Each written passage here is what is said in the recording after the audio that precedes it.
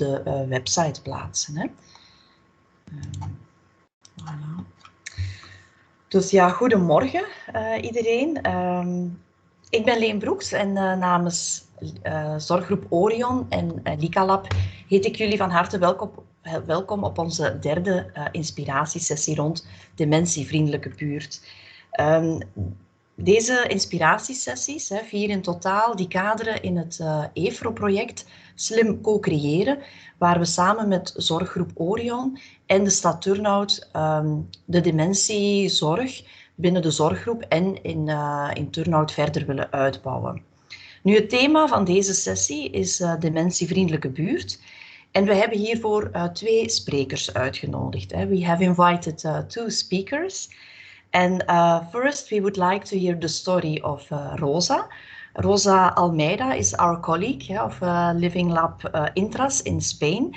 And Rosa did quite a lot of research on in the area of elderly care, dementia, community building, etc. And after Rosa's story, we will listen to Hilde Deweerdt. En she's the coordinator of het monument in Mechelle. En dus als tweede spreker hebben we Hilde uitgenodigd van het inloophuis van Mechelle. But first, I would like to give the floor to Rosa. Rosa, I've made you co-host so you can share your screen. So go on. Thank you, Lynn. Thank you for the invitation to be here today, and good morning, all. I will just start sharing my screen. I will share all the screen, not just the presentation, because I have some links that in some moment I wish to show to you. But let me know if you can see it. Yes, perfect. Okay. Okay, so as Lynn mentioned, I'm Rosa Almeida. I'm Portuguese, but working in Intras Foundation in Spain. I'm a participatory design manager right now in our living lab called Mind Lab, and I have a background in gerontology. So the living lab is a pillar, one of the pillars of the development, research and development department in the foundation. And I'm one of the responsible for the Living Lab activities. Change. So, firstly, I think it's important to explain a little bit who we are and our main services, how the Living Lab connects with the services and the research and development activity. And also want to describe some of the dementia innovation actions in community. That is the focus of this workshop. And finalizing some co-design methods and tools that you can have access to. I think it's also probably interesting for you. We work as social and healthcare provider in the field of mental health, aging, and disability. We count nowadays with 11 centers, 4 community support teams, and more than 80 community apartments. I think that nowadays around 100 in 10 provinces in Spain. And I'm glad also to say that the foundation began as an association 25 years ago with 3 just professionals working, and now we are 500, almost 493, something like that, professionals serving more than 2,000 users annually. At the same time, we are research and development we have the research and development department in the organization, and you can see on the right corner some of the numbers on our impacts. We have different working lines and departments collaborating to offer personalized services for a continuum of care that considers users' life stories and life project as the core, the main values and aspects that we consider for the service provision. One is accompaniment through supervised housing, the daycare centers, memory clinics with specific therapeutic offer. Also, we manage shelters for homeless and especially people with a mental health disease. We have some street teams to work on that, and a housing first model. In terms of training and employment, we have a special employment center and a catalog of services also on the topic. And in terms of community participation, also leisure, sports club, internships and volunteering, and also co-creation activity in the community that it's missing here. And the RDI and project department and area with 34 European projects running out this year. And here I just highlighted the services provision for the elderly, specially organized by the memory clinics. I will show afterwards a little bit some of those services. So we work collaboratively, offering from a therapeutic service to personal assistance. We work with families, so we work on awareness generation actions in the community for empathy and accessibility. We facilitate opportunities for community participation and engagement that are facilitated by trained multidisciplinary professionals. We work with different research networks, also a couple of networks on the research on dementia and well-being, also in projects and developments for addressing some of the identified needs on this target group. The work performed, you can't understand because it's in Spanish, but just to say very quickly that the work is performed and organized in connection with the community services, both private and public sites, with a consolidated collaborative model with the health and the social affairs regional authorities through mixed teams in the different provinces.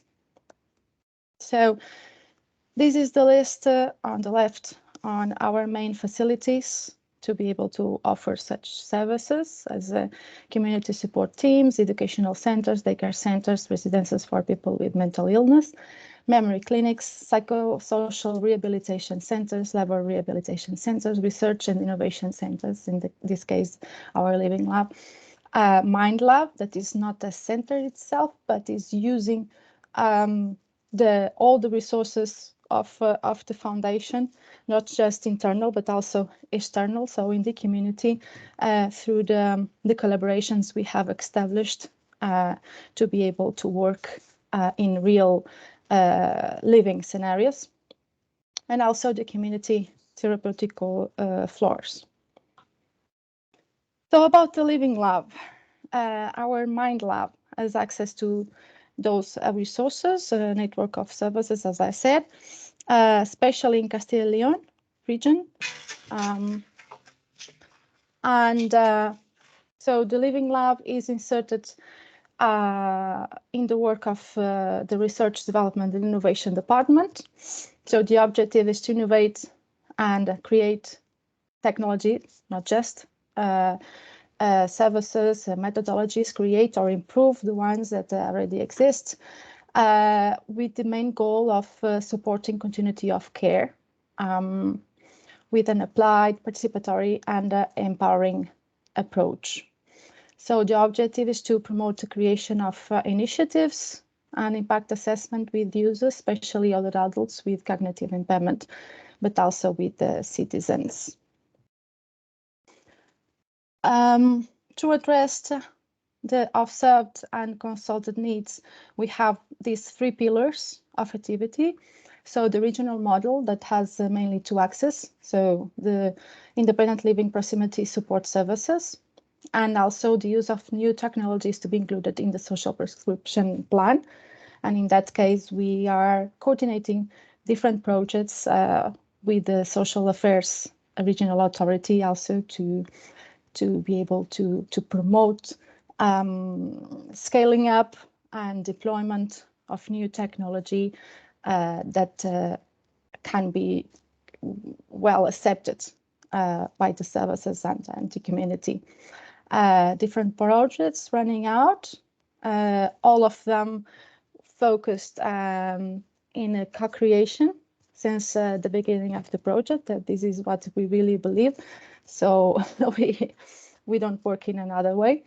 And also the co-design, co-production of technologies. And also we have a leg that it's an SME that is supporting commercialization of some of these projects that we co-create together.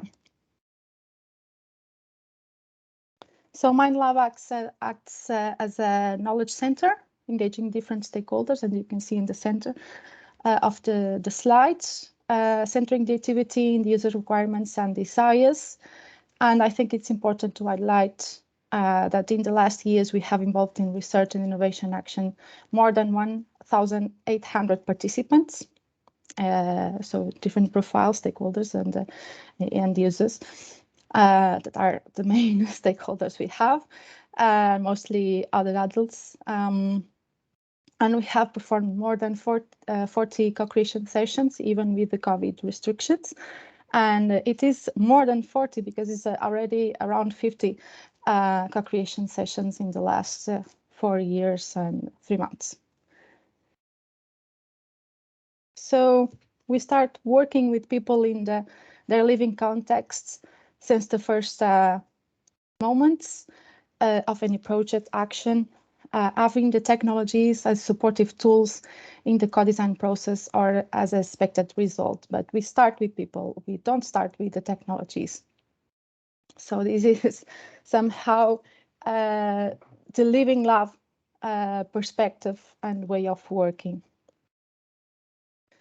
Now, concretely on innovative actions to support people with cognitive impairment and concretely first phases of dementia. We have our memory clinics that offer different services, both in dedicated infrastructures for therapeutical provision, but also in services, providing services in the community. Cuida de Café and active aging programs are 2 examples more of the work that is coordinated through the memory clinics. But the full catalog of services can be found in the web page. And in this link, you can also see a video showing some of the interventions, but I think we can go to the web page of the memory clinic if it's possible.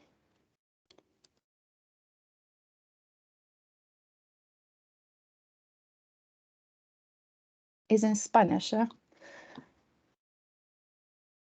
So in the service provided, so stimulation and cognitive rehabilitation, a groupal program for physical exercise, logopedia, participation in projects as co-researchers and co-designers.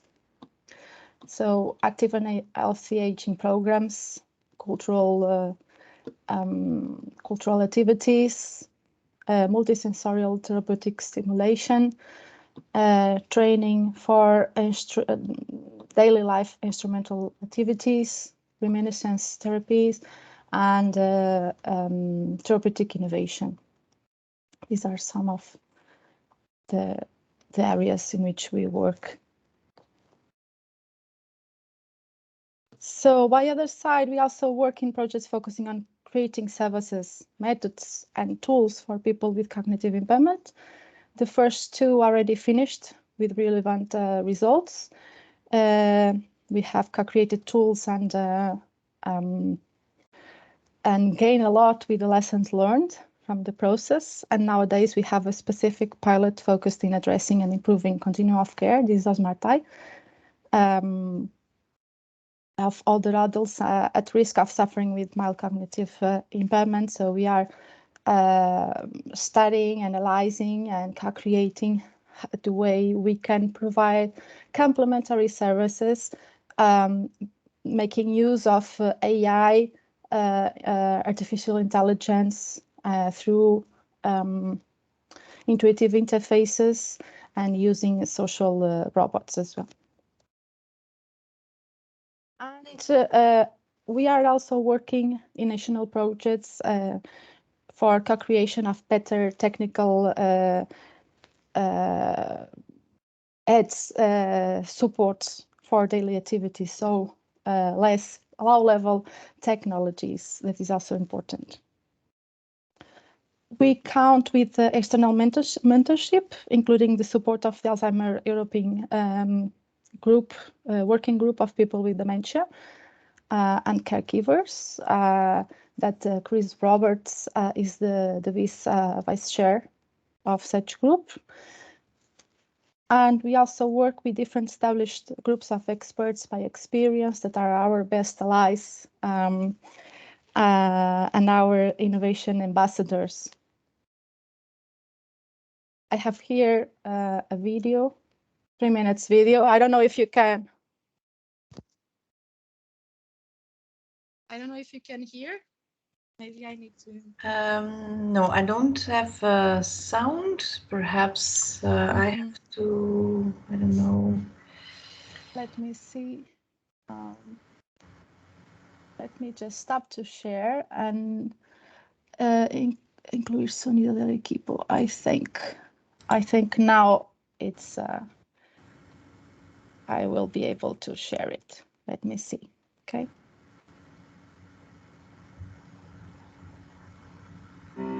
Yeah.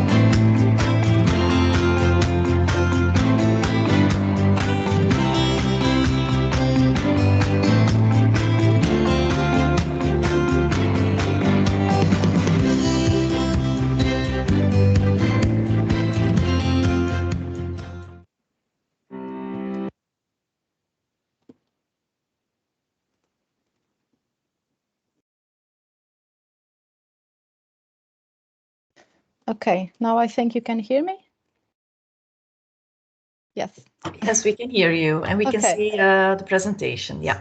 So that was a 3 minutes video of a co-creation journey that we did collaboratively in the MIND project. That I think was a little bit self-explained, the way we worked in the community and with people with dementia. And currently we are working design of a new building and relation of services that we consider quite unique, that is a daycare care center with the Living Lab activity running out. But it will be very innovative in some way, but I can't provide you the details. Maybe next year I can share more about that. And we also commercialize rehabilitation, stimulation, and preventive programs and software that help therapists to monitor cognitive functional performance of other adults with cognitive impairment or at risk. We are also working on different virtual reality prototypes for multisensorial simulation and emotional regulation. I have here a video, but I will show just a couple of images. It is a software kind of, it's for immersive therapy stimulation, but it's based on the multisensorial approach, Snowsland approach, that normally sometimes is quite difficult to implement in the center because of all the costs and the space that it requires. So this is one of the way to have something a bit similar without these resources requirements. So these are just some images of the scenarios we have.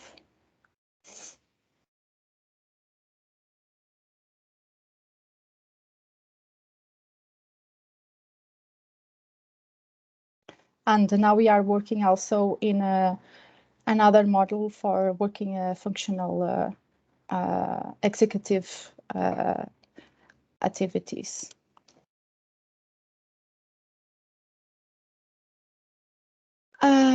Last but not least, I brought some examples of co-design methodology to work with people with dementia and tools that we have co-created in a consortium. In this case was in the MIND consortium.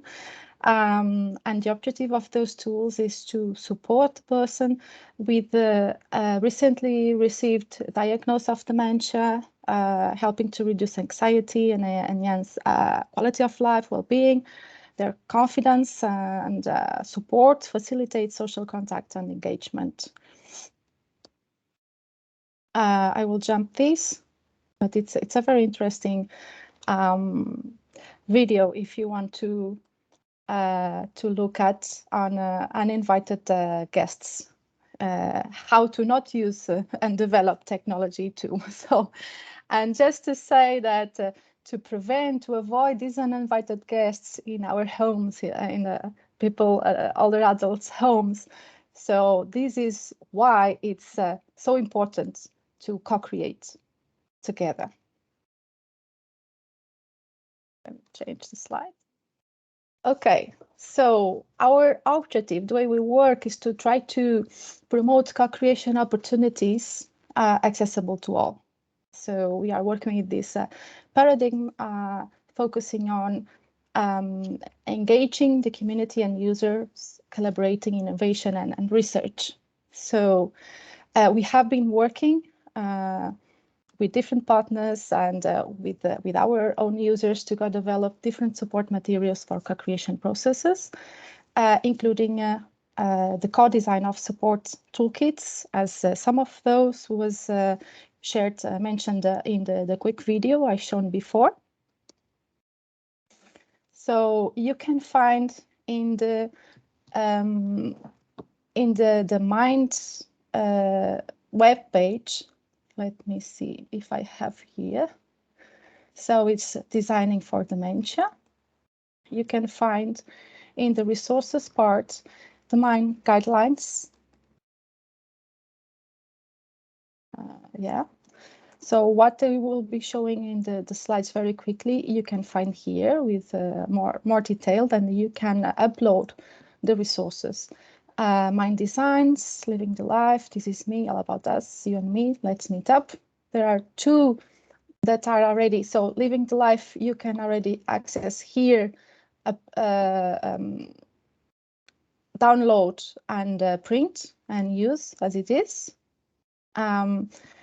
This Is Me, All About Us can be bought now in internet, and You and Me and Let's Meet Up are still being worked furthermore to have a final functional prototypes that can be then commercialized.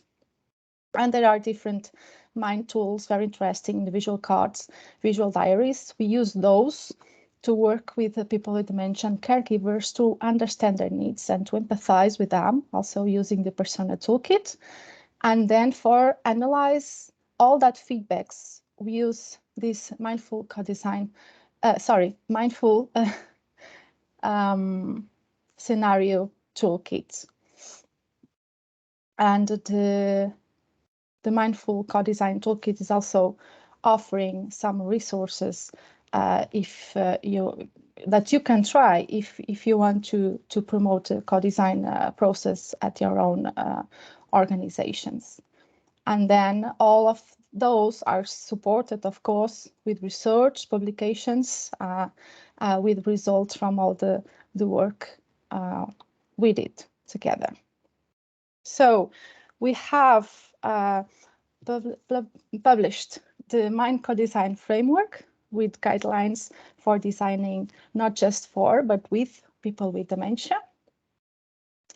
And it reflects on and promote involvement of people with dementia in research and design, seeking to create equitable, respectful, empathic and creative environment that allows that all participants enjoy and can give their best. And also some recommendations using those collected insights on how to use design in relation to dementia care, that it's more oriented to policy providers, funders, designers, researchers and indicators, dementia organizations, and design regulators and others. So this is just to how we can promote this mindful design from these organizations. So it is especially to improve design practice, education and policy. We have worked in different other tools, but as the time is limited, I just brought here an example from Mind Inclusion 2.0. Some of the board games, the games that we designed together to then follow with the co-design process of a specific accessible application. That was the objective of that project. So we have produced, as I mentioned, and I shown in the webpage, different supportive co-design tools. Here you can see the example of the Mind visual cards. That was we're working in the interviews and focus group to support the communication and understanding. The Mind visual diaries, that was a really great tool to receive some feedback from the participants, but also to help them to engage with caregivers and relatives and even some of the therapists in the performance of the activities. And these diaries used different psychological approaches that in the process of using the diary, it was already very positive for them to be engaged with in this. And also persona toolkits, designing for dementia, that has specific tools for working in such scenario and with considering the possible limitations, but also how to convert limitations and constraints in strengths in the process. It's very interesting. And then the mindful scenario task analysis toolkit that is providing a step-by-step guide with examples and case studies. And you have access directly in the webpage to the Living Life Mindful Reflective booklet. It's made up of 2 parts, small reflective booklet, and then a card that is called a Walk Around Myself, with a set of 6 simple mindfulness exercises to help with relaxation and reflection. You and Me. This is one of the prototypes that was still in the assessment, was still considered a little bit complex. So we are with different entities still working in the simplification. Let's Meet Up. The same is still not the last fully finished, complete prototype is not available yet. And then we have the All About Us that was previously called This Is Me, and that can be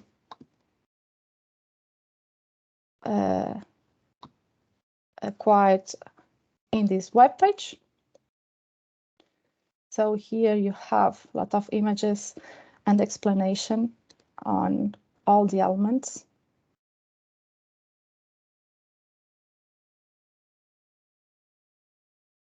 Okay, and it was assessed by more than 100 people in 4 countries, UK, Germany, the Netherlands, and Spain.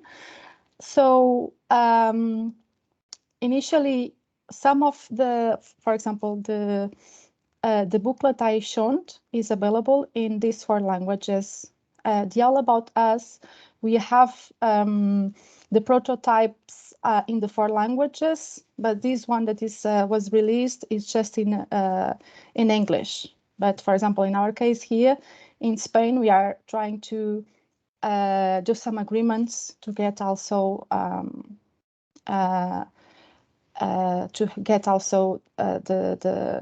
the board game in Spanish as well, accessible to everyone that want to buy it. And just to show some experiences and process that were of co-design and co-creation with people with dementia that we have studied during the processes and produce some publications on those experiences.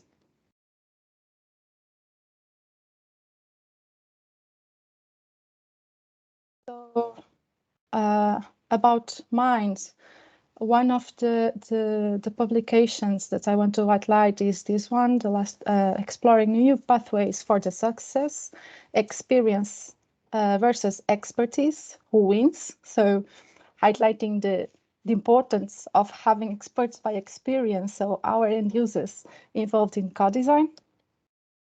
And also what means mindful design, the design for the here and now. So this can also be accessed through the links. So I will share afterwards with Lynn, and you can have access on that.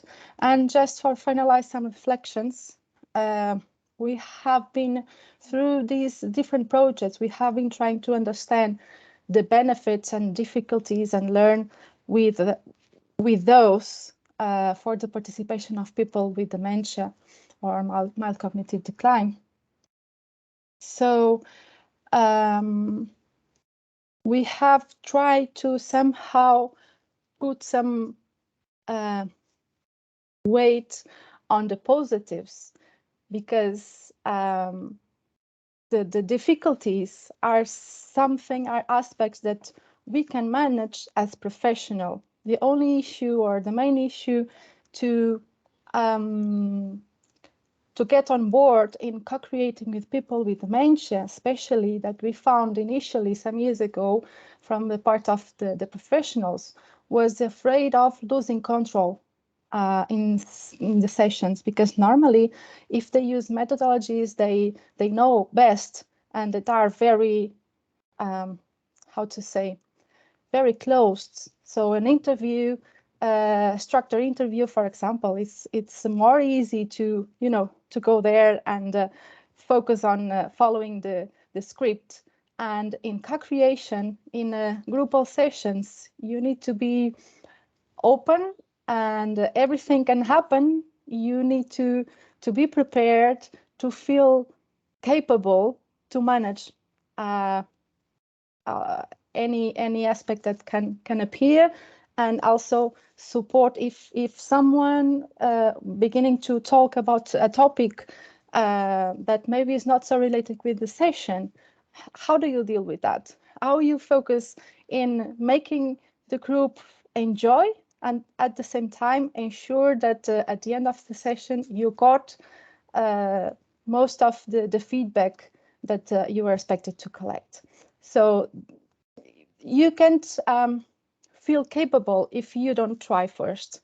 So you need to work with this kind of frameworks, and you will learn through the process.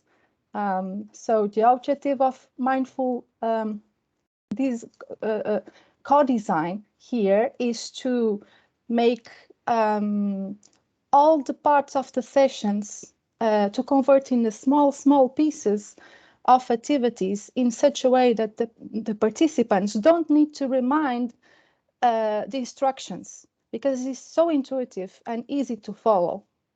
You know, so this means that you need a lot of prior preparation and probably to convert some of the activities in playful activities, okay? And try to know your participants a little bit, so you already have previous to the session an idea on the difficulties and how you can support them. So Rosa, to conclude, do you have one advice on how to involve the community? Because you also did some projects on community building. Do you have one advice for us? One concrete advice. One or two? So in our case, we began with the easier way. That was the civic centers. Mm-hmm. So that were more open, you know, to this kind of activities. But the more difficult one that should be systematically worked, and we have tried to work during these years a lot, is not just training the trainers, but generate awareness and bring the decision makers to the process. Because at the beginning, normally they took your words and they talk about co-creation, co-design, blah, blah, blah, but this is tokenism from their side. They have no idea what we are talking about. They think we are selling, you know, good woods. But then it's important that somehow you can engage them in the sessions. So you can go there, you have meetings and, you know, show what you are doing, the importance, the impacts, because you are doing some research also, the impacts. You need to show why this is good, because what they see at the first is this is a lot of work and time dedicated, so money. Yeah. Mm-hmm. Thank you. Yeah. Mm-hmm. So then when they are in the sessions and leave that feeling, mm-hmm. you know, step by step, it's kind of a continuum. Okay. Yeah. Okay, thank you. Thank you for your contribution. I think there are a lot of starting points for us to go ahead with the co-creation and co-design process. So I would like to thank you for your contribution, Rosa. And take care of yourself and have a nice day. Thank you. And I hope you can continue with this great actions you are doing to promote innovation in the sector. Okay. Thank you very much. Thanks a lot, Rosa. Bye-bye. Bye-bye. En als tweede spreker hebben we Hilde Deweerdt uitgenodigd. Zij is coördinator van het kersverse inloophuis, het monument in Mechelen. Een nieuw concept, geënt op het Audentiehuis. Maar ik denk, Hilde, dat jij daar alles over zal vertellen. Hè? Dus jij zou ook normaal je scherm kunnen delen. En dan horen we graag jouw verhaal. Oké, dank u wel. Goedemorgen. Zien jullie het scherm? Zien jullie de presentatie? Ja. Oké. Ik ga me eerst even voorstellen. Dus ik ben Hilde Deweerdt. Ik ben verpleegkundige. En ik ben gestart binnen mijn loopbaan in de thuiszorg als zelfstandige thuisverpleegkundige. Dat heb ik 11 jaar gedaan. Daarna ben ik naar het woonzorgcentrum ten Kerselaar in i.s.m gaan werken. Daar heb ik 15 jaar gewerkt bij mensen met dementie, waarvan 11 jaar als hoofdverpleegkundige. En dan in 2017, oktober 2017, ben ik op het project gestart. Toen nog een project, het inloophuis voor mantelzorgers en personen met dementie in de thuiszorg in Mechelle.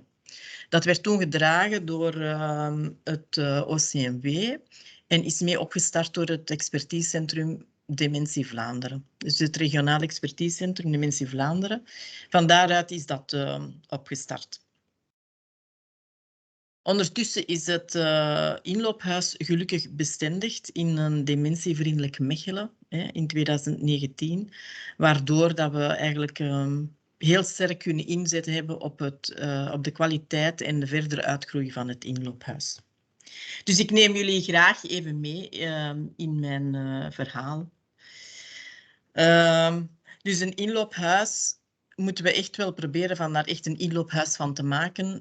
In de zin van dat mensen daar kunnen binnen wandelen, komen een tasje koffie drinken, hun verhaal komen doen of lotgenoten zoeken.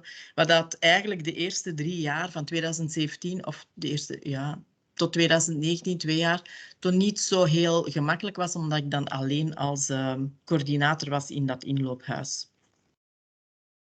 Ondertussen zien jullie de tekst ook? Ja, ik weet niet. Ja. Ondertussen hebben wij een team opgestart.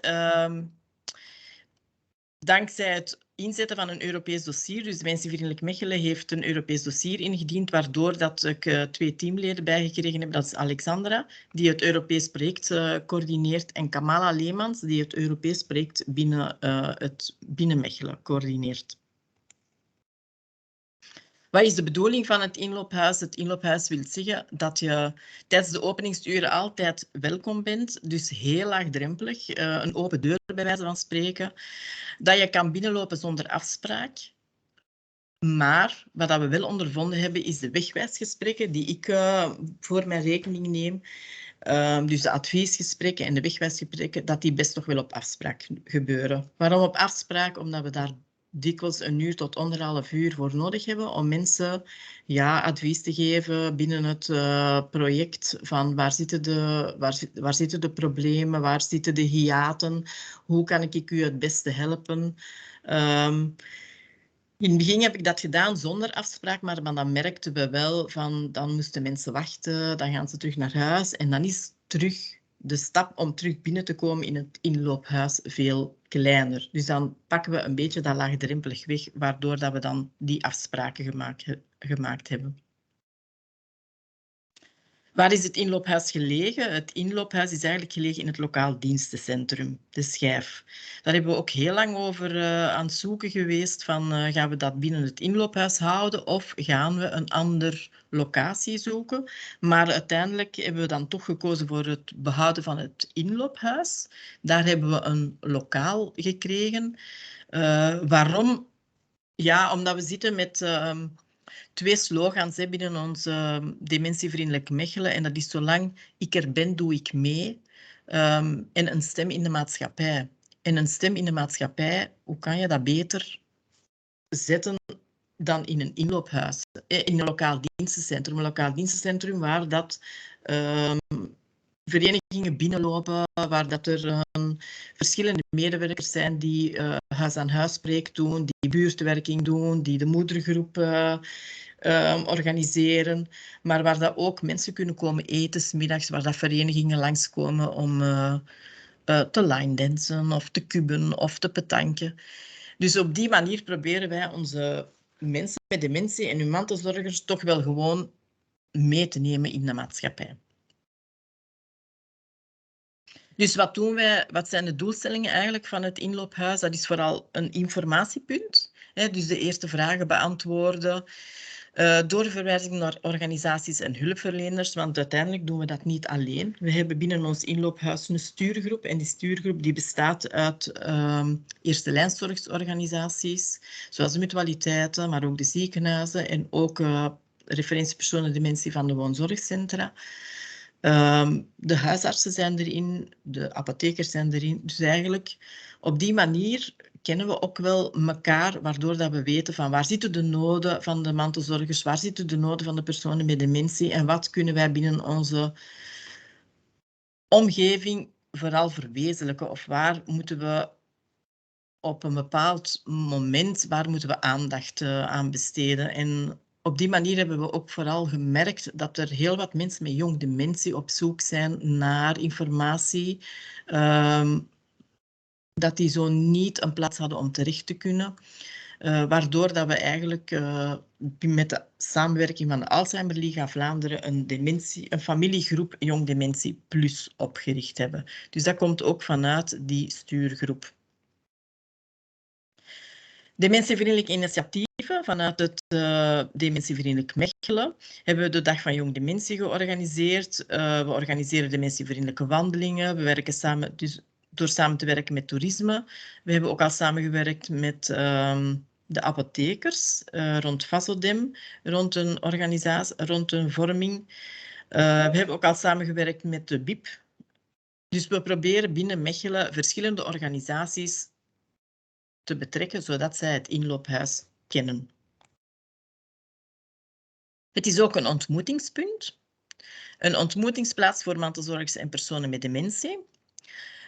Vooral zij die op zoek zijn naar lotgenotencontact. Dat lotgenotencontact dat organiseren we door samen te werken met het expertisecentrum Dementie Vlaanderen onder de vorm van praatcafés, door samen te werken met de Alzheimer Liga onder de vorm van de familiegroepen. Dus we hebben 2 familiegroepen, familiegroep Dementie en de familiegroep Jong Dementie Plus. Maar wat ook vooral belangrijk is, is dat mensen weten dat ze als ze in het inloophuis terechtkomen, dat ze kans hebben dat ze een mantelzorger tegenkomen. Dat ze kans hebben dat ze een persoon met dementie tegenkomen. Dus dat ze hun verhaal kunnen delen. Dat ze kunnen bijpraten op een ontspannen manier. En wat wij heel erg op ingezet hebben, is om die veilige omgeving te creëren. Want als mensen weten van oké, hier hoef ik... hier kan ik mezelf zijn, hier hoef ik niet op te passen van maak ik fouten, zeg ik iets verkeerd of overdrijf ik niet als mantelzorger als ik mijn verhaal doe, dan komen ze terug. Dan zijn ze content en dan merken we ook dat er heel veel humor bij komt kijken. En dat ze openstaan voor andere dingen. Zo is er ondertussen, organiseren ze ook in het inloophuis, is er een buurtwinkeltje, is er iemand die een buurtwinkeltje open doet en zij organiseert een modeshow en heeft nu gevraagd aan ons mensen met jong dementie of dat ze willen meedoen aan de modeshow. En je moest zien hoe blij ze waren. Dat kunnen ze alleen maar omdat die veilige omgeving er is. Omdat ze geapprecieerd worden voor wie ze zijn. En dat is een heel belangrijke. Dus hier zie je op de achterkant ons lokaaltjes van het inloophuis. Dat is niet veel, maar we mogen ook de locatie gebruiken van het lokaal dienstencentrum. Een derde doelstelling is dat we activiteiten aanbieden. Waarom? Omdat met dementie een mooi nu-moment te laten beleven. Dus ons inloophuis noemt het monument en dat is eigenlijk niet zomaar dat wij dat gekozen hebben. Dat is gekozen omdat het nu het moment heel belangrijk is voor mantelzorgers en personen met dementie. Dat is ook iets waar ik heel sterk aangeef van pakt die nu-momenten. Want straks zijn ze het vergeten en morgen weten ze niet meer waar ze er naartoe, wat ze gedaan hebben. Neem die nu-momenten ook door foto's te nemen, om die achteraf terug te bekijken en achteraf die emoties terug op te roepen en dat plezier terug op te roepen, wat dan een heel belangrijke is. Zo hebben we samen met Koor en Stem een project opgestart rond muziek. In 2018 was dat. En ondertussen is dat project ook afgelopen, maar ook wel bestendigd. Want dat gaat niet meer weg uit ons inloophuis. We hebben nu 2 jaar stilgelegen. We zijn gisteren terug gestart. terug met evenveel ambiance. Dat is zalig om mensen en mantelzorgers en personen met dementie te zien zingen, te horen zingen en plezier te maken. Ze moeten niet kunnen zingen, maar gewoon het plezier maken is heel leuk om mee te zien en mee te voelen. Crea-namiddagen doen we ook, omdat het belangrijk is dat ze iets doen. Dat ze op dat moment iets kunnen maken, waar ze daarna terug mee naar huis kunnen nemen. We hebben al mozaïek gemaakt. We hebben al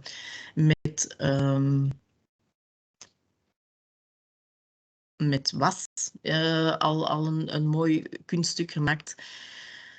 En op die manier organiseren we ook een reizende tentoonstelling. Dat is in samenwerking met het lokaal dienstencentrum en al de buurten daar rond. Dus elk jaar proberen we een tentoonstelling te organiseren rond een bepaald thema. Dat doorgaat vanaf september.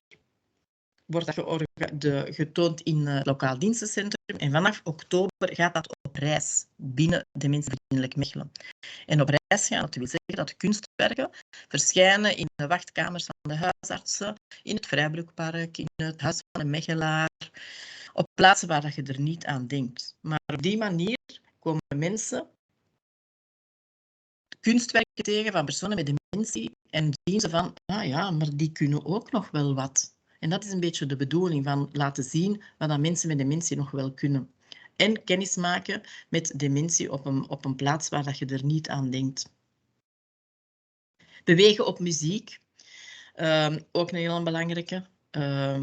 Training dementie en nu. Dus ik heb de cursus gevolgd van coach dementie en nu. Dus die sessies geef ik 2 maal op een jaar met een klein groepje mantelzorgers om handvaten en tips te geven rond verschillende thema's in het dementieproces.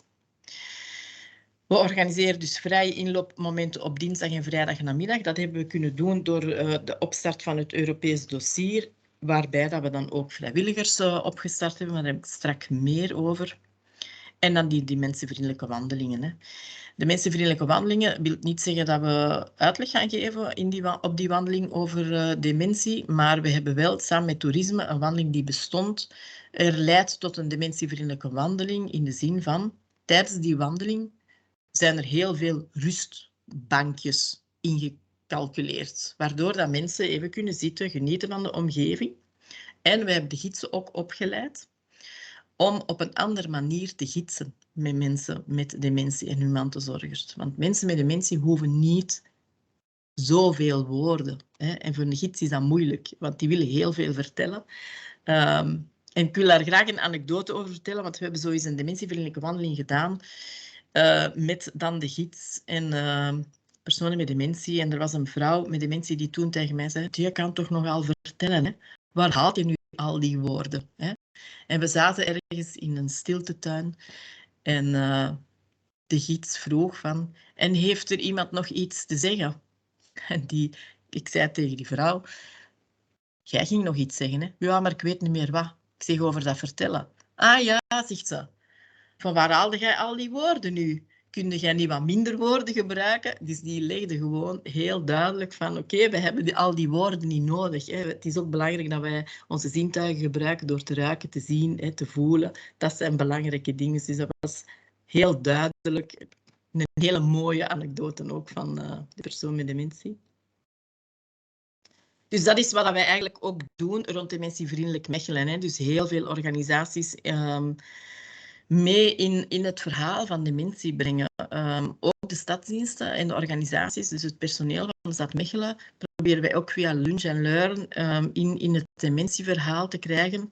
Want zoals we weten, denk ik, iedereen kent wel iemand in zijn omgeving met dementie, maar weet niet altijd waar hij naar mee terecht kan. En dat is de eerste stap. Hè. Zo vlug mogelijk op de juiste plaats zijn, dat het geen zoektocht wordt om uw verhaal te kunnen doen. De samenwerking met de politie rond het vermissingsformulier, om zo vlug mogelijk mensen die aan het dolen zijn terug te krijgen, terug te vinden. Dus actieve deelname in stuurgroepen, Vlaanderen, de Alzheimer Liga.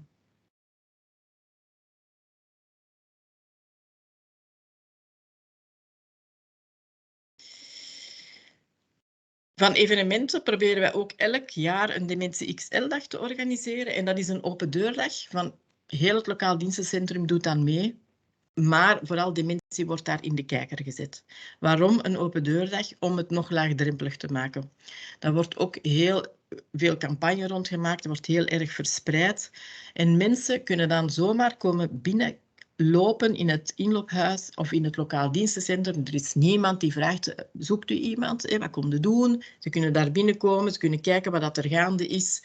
Ze kunnen een workshop meenemen, ze kunnen in het cafetaria iets drinken en ondertussen kunnen ze hun ogen ophouden en zien van wat gebeurt er hier. Ze nemen een foldertje mee en we merken elke keer terug van na een Dementie XL-dag krijgen we nieuwe contacten, wordt er terug opgebeld, wordt er gevraagd, informatie gevraagd, omdat ze het op een laagdrempelige manier kunnen bekijken hebben.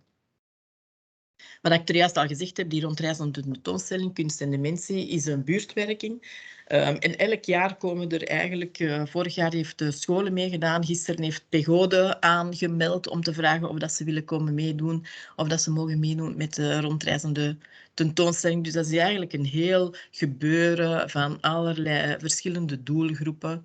En het mooie is dat onze kunstwerken van mensen met dementie en mantelzorgers er gewoon tussen hangen. Dus dat is eigenlijk heel leuk om mee te maken. De algemene bewustmakingscampagne in september is ook een hele belangrijke, want we moeten blijven inzetten op media en op taboe doorbreken door zoveel mogelijk rond dementie te verspreiden. Hè. Dat zijn wat sfeerfoto's rond een activiteit. Dit was iets met Kerstmis. Dat was op een Dementie XL-dag en hebben we ook eens clowns uitgenodigd. Dus dat was ook wel eens een leuke.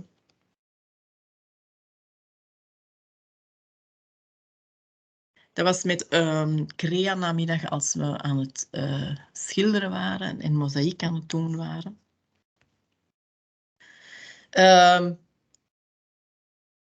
Met het Europees dossier en van het inloophuis gaan we een Odense huis maken. Een Mechelse Odense huis. Wat is de bedoeling? Vooral, dat is naar voorbeeld van in Nederland, de Odense huizen in Nederland. We willen eigenlijk de draagkracht van mantelzorgers en van mensen met dementie, jong dementie ook, vooral versterken door het aanbieden van professionele en structurele ondersteuning. En ook op maat gemaakte technologische oplossingen. We hebben dat er juist ook al gehoord, dat technologie toch nog wel een belangrijke is. Maar van die technologie gaan we vooral ondersteunende technologie gebruiken. Omdat dat wel heel weinig bekend is in de thuiszorg, omdat het ook een redelijk duur prijskaartje is.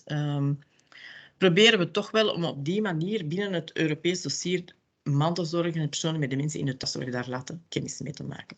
Dus we ontwikkelen ook een online platform met informatie, ondersteuning en uitwisseling. En het Europees project gaat via 5 lokale pilootprojecten, Nederland, Frankrijk en de UK en België.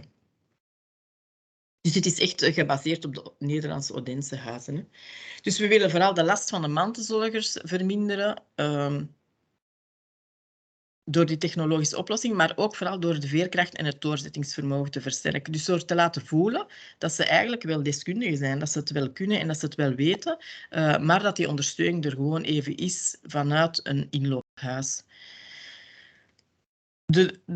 Onze grote droom was of is nog altijd om eigenlijk een uitleenpiep van technologie op punt te zetten in het inloophuis. Maar dat is een werk van lange adem en we hopen dat we dat nog rondkrijgen binnen dit Europees project. Maar het is een hele moeilijke aanpak. Dus, maar we proberen toch wel van zoveel mogelijk technologie aan te bieden aan de mantelzorgers. Vanuit het Odense huis proberen we echt van het Odense huis te laten leven vanuit de deelnemers. Dus vanuit de mantelzorgende personen met dementie. Dus zij geven ook aan van wat hebben wij nodig, wat is belangrijk. Zo heeft er iemand, een persoon met jong dementie, vorige week nog aan mij gevraagd van mag ik nu een wandeling uitstippelen? Want ik ken hier die omgeving heel goed. Of ze zien dat er een activiteit is in het lokaal dienstencentrum, kaartjes maken of ze zijn mee aan het schoolbakken en ze vragen of dat ze kunnen meedoen. Mogen wij meedeelnemen aan de activiteiten van het lokaal dienstencentrum? Vooral die buurtgenoten, contacten zijn ook wel heel belangrijk. En ik merk ook wel dat ze durven nu gewoon naar het lokaal dienstencentrum gaan, iets vragen aan de verantwoordelijke van het lokaal dienstterrein, zonder dat ik erbij ben, zonder dat wij in de omgeving zijn. Gewoon omdat ze de omgeving zo goed kennen en omdat ze er zich thuis beginnen te voelen. Wat dan een heel belangrijke is. We hebben daarvoor ook een groep met vrijwilligers opgestart. Ja, ik kan eerst even zeggen, we hebben ook vanuit één lokaaltje hebben met het lokaal dienstcentrum besproken dat we 2 lokaaltjes kregen, omdat we toch wel zeer sterk aan het groeien waren. En dat is ook een samenwerking met het zorgbedrijf Rivierenland. Dus wat dat ook wel een pluspunt is. Dus waardoor dat we ook wel merken dat ze het fijn vinden dat wij als mantelzorgers en personen met dementie in het lokaal dienstencentrum aanwezig zijn. Dus als ik het al een paar keer gezegd heb, vrijwilligers en buurtgenoten zijn heel belangrijk, ook voor ons inloophuis. We proberen vanuit de vrijwilligers echt hun talenten in te zetten. We werken ook met competentieprofielen. En te zoeken naar wat vrijwilligers belangrijk vinden binnen het inloophuis. Dus we zijn pas in 2020 met het groepje vrijwilligers gestart. Zij hebben dan voor hunzelf uitgemaakt van wat is voor hun belangrijk binnen dat inloophuis. Waarom wil ik mij als vrijwilliger inzetten in dat inloophuis. Waardoor dat we eigenlijk een hele mooie poster kregen. Omdat om die waarden en die normen, het was heel fijn om te zien dat zij eigenlijk op dezelfde basis zaten dan wij in gedachten hadden. Dus dat was wel fijn om te zien. Maar wat dat vooral belangrijk is binnen ons inloophuis en vanuit het Odensehuis ook, is dat het kwaliteit van leven centraal staat. Dus wat merken wij nu? Dat als persoon, er komt een persoon met jong dementie eigenlijk 2 maal per week sowieso op de vrije inloopmomenten. Die schrijft heel veel poëzie. Dus die maakt heel veel teksten en gedichtjes voor iedereen die er komt en voor iedereen dat ze wilt uitdelen. Maar die doet daar ook haar dutje. Op een gegeven moment zet hij haar neer daar in de zetel en doet hij daar haar dutje. Dat is kei mooi om te zien. Hè? We proberen hun ook die zelfstandigheid te laten voelen. Van, het is niet omdat jullie de diagnose dementie krijgt dat het niet meer lukt. Hè. Op die manier halen we ze ook uit hun isolement, want ze weten waar naartoe ze komen.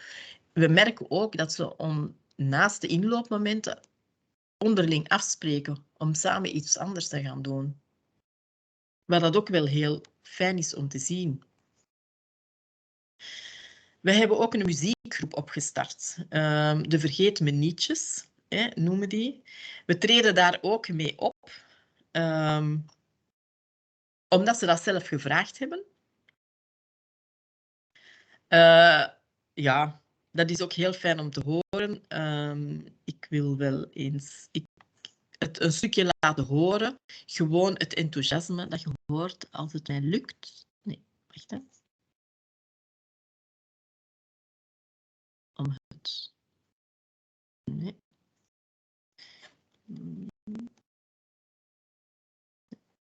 Kijk niet aan. Ja. Dus hier zie je, ze hebben zelf gezegd van wij moeten een uniform hebben. Ik heb een grote Vergeet Me Niet gemaakt dat ze opspelden, want ze willen erkend worden. En ze hebben dat zelf gevraagd, want eigenlijk was dat niet de bedoeling vanuit Koor en Stem om op te treden, maar ze zeiden van ja Hilde, maar we gaan hier toch niet alleen maar zingen, hè? We gaan toch ook wel eens optreden. En dat was eigenlijk op het buurtfeest dat ze optraden. We hebben ook al eens op een praatcafé gaan optraden, op een familiegroep. En nu hebben ze terug vanuit het buurtfeest gevraagd of dat we willen optreden. Dus ze zijn al terug heel enthousiast. En op het slotevent van ons Europees dossier in 2023 februari mogen ze ook hun beste beentje voorzetten. En daar zijn ze wel heel blij mee dat ze dat kunnen doen. Dat was het voor mij. Dus wanneer zijn wij open? Op maandag, dinsdag en vrijdag van 9 uur tot 12 uur en in de namiddag tot 4:30. De vrije inloopmomenten zijn op dinsdag en vrijdag 13:30 tot 16:30. Voorlopig blijven die 2 inloopmomenten behouden, omdat we daar wel, als we nog willen, meer inloopmomenten open doen, dan hebben we ook nog meer vrijwilligers nodig. Maar op het moment loopt ons inloophuis en zijn we, mag ik toch wel zeggen, heel goed gesetteld in het lokaal dienstencentrum en in de buurt, want ze vinden ons en dat is denk ik onze mooiste doelstelling. Tot hier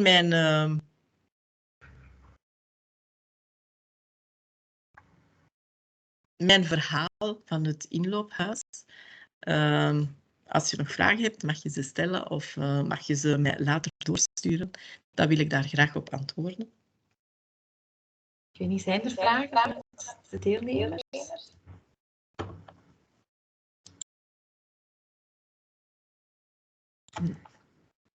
Niet onmiddellijk, Hilde. Dus heel erg bedankt. Om zo echt de hands-on, echt het praktijkvoorbeeld te geven van hoe dat jullie werken. Ik denk dat dat voor ons ook zeer inspirerend is. Ik had misschien nog een vraag. Zo dat online platform voor informatie en ondersteuning, is dat specifiek gericht op Mechelen of is dat iets bijvoorbeeld waar wij vanuit onze regio in Turnhout ook informatie op kunnen vinden? Ja, dat is... Nu, mijn collega Kamala weet daar het meeste van, maar dat is een online platform dat in het Europees dossier gelanceerd is en waar eigenlijk, het is heel bruikbaar, want daar staan ook, dus als je op vakantie gaat naar Nederland of naar UK, dan kan je daar ook de plaatsen vinden die werken rond dementie. Je kan daar ook uitleg vinden over de verschillende organisaties waar je info vindt. Maar er is ook een filmpjes waar je boeken terugvindt of waar dat mantelzorgers hun idee kunnen geven rond bepaalde zaken. Je vindt ze op de website van het inloophuis, van het monument. En misschien moet ik de website even in de chat zetten. Ja, dat mag zeker. Het monument. En daar vind je heel veel informatie over ook het Europees dossier. Dus ik zal de website van het inloophuis even in de chat zetten. Oké, ja, dankjewel Hilde. Ik weet niet of dat jij er ook gaat bijblijven in het tweede deel. Het is nu zo dat we 5 minuutjes gaan pauzeren, laten we zeggen tot 9:15. Ik zet ook in de chat de link naar het Miro-bord en eigenlijk is de bedoeling om dan, we gaan afronden tegen 11 uur, maar dat we die laatste 3 kwartier gebruiken om eens te gaan kijken van die 2 verhalen. Wat hebben we daar uit onthouden? Zijn daar al goede praktijken? Hoe kunnen we... Zijn er drempels om toch die buurt in te trekken? Of hoe kunnen we dat gaan organiseren? En hoe kunnen we die drempels dan wegnemen? Dus dat is eigenlijk de bedoeling van het tweede deel. Dus ik stel voor, neem eventjes een koffie, 5 minuutjes pauze. En dan zie ik jullie terug om 10:15. Tot zo. Leen, ik kan niet blijven voor het tweede, want er is een andere vergadering tussen gepland. Geen erg. Heel erg bedankt, Hilde. Nou, bedankt voor de uitnodiging. Ja, dankjewel.